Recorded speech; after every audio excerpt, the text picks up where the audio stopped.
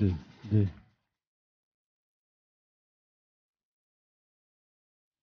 یک دو سه چهار یک دو سه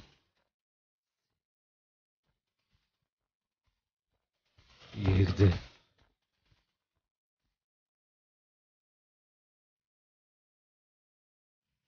خوش آمدید استاد. مرحمت.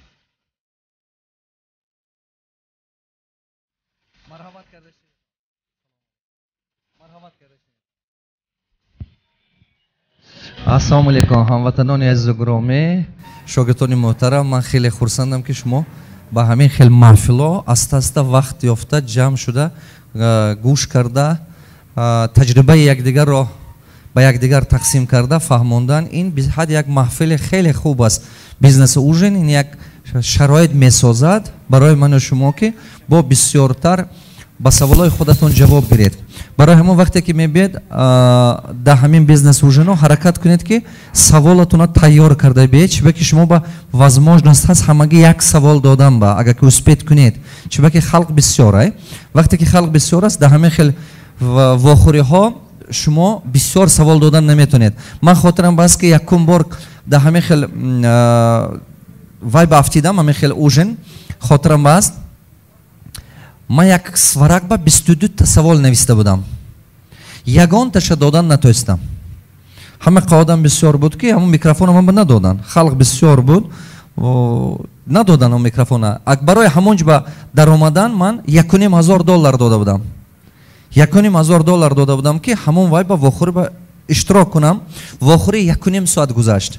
1.5 ساعت بین همین 1.5 ساعت $1,500 من دادگی بودم. واخوری 1.5 ساعت گذشت. همونج با تاکی 500 تا آدم بود.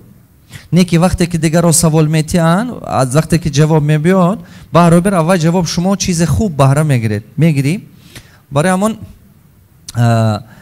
از سوالی که دیگر را دادگی بودن من برای خودم چیزهای خوب گرفته بودم. برای همه قدر با شما گفتنی هم که شما باید که همون سوال اتید که همون سوال تقدیر بیزنستون وابستگی دارد. حرکت کنید که این واخوره با درجه عالی با منفعت گذارد. وقتی که شما با همین ستول میشینید در قبط شما در کفت راست در کفت چپ شما همون جبه هم آدمای هست که تجربه خوب دارد. وقتی که خوراک میخورید یا که صحبت میکنید همون صحبتتون هم یک با شما فایده آور باشد. دهن نکشوید پروستا так. یک تا کتاب талисман من خوندگی باشید. талисман победитель با من نوشتگی هستم که нельзя просто встречаться, надо о чем-то договориться. Нельзя просто разговаривать, надо вести переговоры. Просто так встречаться нельзя. این چی گفته گپ؟ просто هم تو بیا یک جوشنیم وخوریم این خیلی ممکن نه. دهن کشودا просто лишь به یگون خیلی گپ زنم ممکن نه. یک تا همسنف هم امروز من با تلفن کرده گفتن که استاد دولتوف ما همسنف گفتن من یک رفیق من میخواد که خطی شما واخورد یک جا شنیم یک دم صحبت کنیم. من گفتم این کار کردن نمیتونم. خفه نشید گفتم این کار کردن نمیتونم. بعد گفتن که ما همسنف کو شما خطی. من گفتم نوش دا من و شما همسنف خیلی خوب. من خطی شما 5 منوت یا 15 منوت دیستویتنا صحبت کردن میتونم. بیرون از پروگرام خودم از وای درو من کردن نمیتونم. چرا که با مانند رفیق شما آدمایی که میخواد که خطی من صحبت کنن میلیون درست یا نه؟ میلیون. من اگر که وقتم همین خیلی هر یک آدم با 1 ساعت 2 ساعت وقت جدا کنم خودم به حیاتم به هیچ چی نمیموند که با امید و آرزوی خودم رسم. برای همه قدر من گفتم که اگر که برادر شما در حقیقت پروست شناس میشتگی باشن همراه شما 5 منوت یا 15 منوت من برای خاطر شما بیان صحبت میکنیم و میخوریم. این زیاد نه. این زیاد اگر که وای آدم یگون مسئله میپرسیدگی باشه وای من بیزنس اوژن با کدام مقصد ما تشکیل میکنیم؟ با مقصدی که بعضی آدما یک سوال دارد یا 2 سوال دارد. همون سوال برای وای به‌حد مهم است، ضرور است. 1 ساعت کنسولتاسی من $500 میستد. وقت قیمت. برای همه قدر این بیزنس اوژن با یک کس سوال میتید 50 کس جواب میفهمد. ممکن که همون جواب که من میتیم امروز شما با در کار نیست، نه که بعد از 3 ماه در کار میشد یا که بعد از 1 سال در کار میشد. برای همین قدر من چیکار میکنم؟ همین به سبب بیزنس روز من وقت عمر خودم اکونوم میکنم. پول شما اکونوم میکنم، وقت خودم. کی فهمید؟ تو است بیزنس روز ما چیکار میکنیم؟ من عمر خودم اکونوم میکنم، هم پول شما اکونوم میکنم. برای همه قد سوالایی که میتید وای سوال در حقیقت سوال ضروری بودنش در کار. من نگاه کنم یک 40% شما تکرار با تکرار آماده استودید. کدام وقت با آدم پفتار نه تکرار می بیاید؟ همون وقتی که بهره گیرد. اگر که هوای بهره نباشه نمی بیاید. درست؟ اگر شما یکون رزولتات انیق نگرفته باشه نمی بیاید. وای دفعه من شاگردام گفتم که نگاه کنم خلق بسیار شده است، آدمایی که بیزنس ندارد داشه بسیار شده است. ممکن نی. اینجا به همه آدم باید بیاید که بیزنس روشن با یا بیزنس دارد یا که میخواهد که بیزنس کشاید. آدمی که بیزنس به هوسمند نیست، بیزنس به کشودنی نیست، پرست وای میخواهد که یگونجا برفته معلمش را کار کند یا که یگونجا برفته انجینیرش را کار کند. این کاری که من و شما میکنیم و یا به فایدهش نیست. برای اما من نمیخوام که اینجا آدمایی که دیگر ساحه با سر و کار دارد اینجا باشد. چی با که و یا این استفاده بردن نمیتاد. برای و این همچون رسخاد زیادتی. من مثال شما اگر که لیاتچیک شدن نباشید چی در کار شما با 3 سال لیات نیوچیلش خوندن ضروری ندارد. اگر شما نخواهید که دکتر شوید شما به چی در کار رفتن میدین استودیو که میدوچیلش خوندن یکم فایدهش نیست. برای همه قدر این وخورای ما برای همه آدم‌ها هستن که بیزنس орієнтовані люди. چی گفته گپ؟ همه آدمی که بیزنس با اوجه فوکوسش است و орієнтир دارد.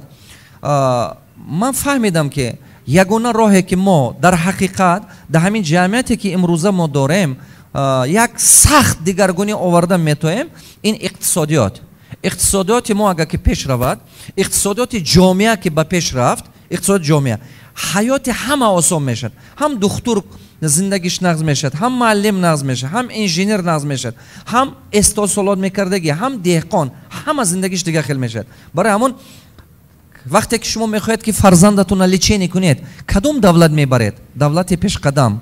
وقتی که میخواهید که فرزندتون معلومات عالی دهید کدوم مکتب میبرید؟ کدوم دولت با؟ دولت های پیش قدم با. چرا که تکنولوژیکی یا که واش پیشرفته باشد. برای همون پیشرفته دولت پیشرفته گفته چیز در نظر دارید؟ اقتصادیات پیشرفته.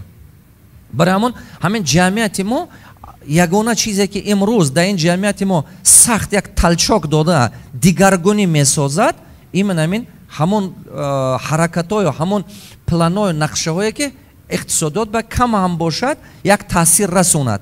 برای همون شما که در اینجا زندگی میکنید، شما که در اینجا کارخانه دارید، شما همون شخصانی هستید که همین جامعه در حقیقت میسازید. من مثال اگر شما امروز 5 تا جای کاری کردگی باشید بعد از 3 سال 50 تا کنید، 5000 تا کنید، 10000 تا کنید، دیگرگونی میشه یا نه؟ البته میشد. البته میشد. هر یک کارگری که شما کار بمیگیرید یک اهالی میخوراند. مردم ما با مردم تاجیکستان با بسیارتر چه خیلی است. در یک اهالی یک کس کار میکنه 7 کس میخورد. یا که یک کس کار میکنه یا 2 کس کار میکند 5 کس خورنده است.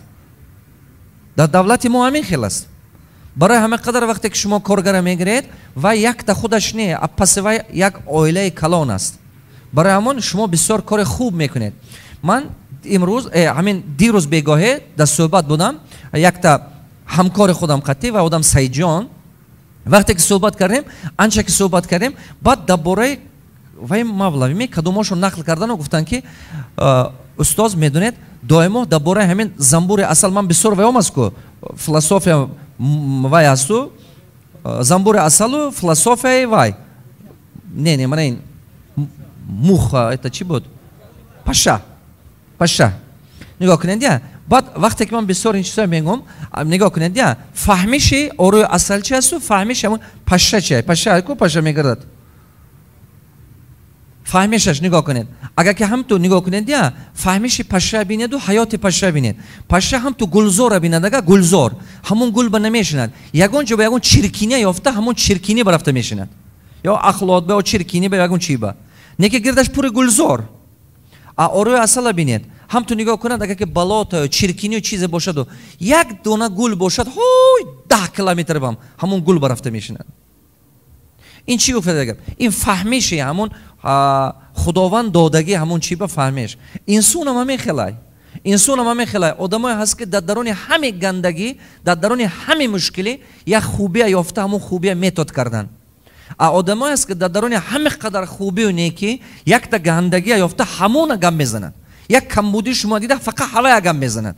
ҳазору якта хубитуна ақли вай намегирад я намефаҳмад. Чубаки вай ба наздик ҳамон хел. Барои ҳамон якта немта ҳамин хело агар бинед, гӯед ки ту ҳамин паша будӣ.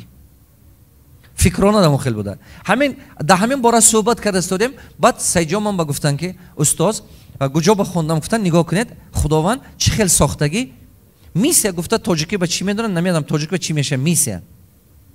Худованд ҳар як инсон ба барои як мақсад офаридагӣ. Ман ҳамин орои асала бинед, фақат барои нектар мерад да? ҳамон орои асал барои нектар мерад. Не ки ҳамон қатти сабабгор шуда гардолуд мекунад. Тамоми гула, тамоми дарахта, тамоми мевая, тамоми бинадага. 80% ҳамин табиата ҳамин ороҳои во гардолуд мекардааст. Баъд мондагиша шамол. Ин чӣ гуфта гап?